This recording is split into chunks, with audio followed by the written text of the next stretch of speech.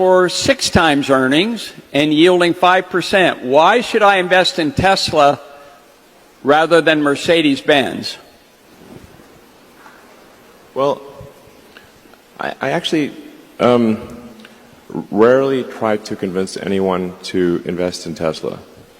And many times I've recommended people don't invest in Tesla, and I've said our stock is too high, but then people just ignore me and keep buying the stock for some reason. But if I think at a very high level, I'd say that autonomy is an insanely fundamental breakthrough, and no one is even close to Tesla for solving generalized autonomy or generalized self-driving vehicles. No one's even close.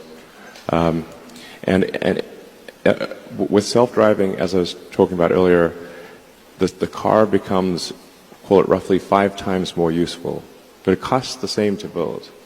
Now, can you imagine what would happen if a company was we're doing like 25 to 30% gross margins, but suddenly that same thing was 5 times more valuable?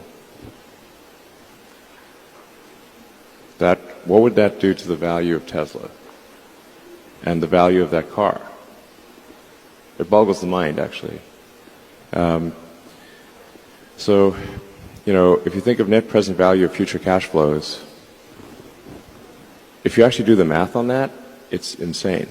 Then there's also the Optimus program, which is our humanoid robot, where we'll leverage our manufacturing expertise and the intelligence we've developed for self-driving to have a useful humanoid robot. Now, the economy is fundamentally GDP per capita times capita.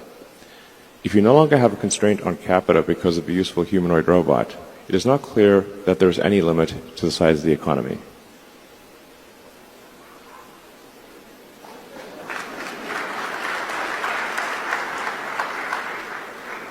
And these things will actually happen.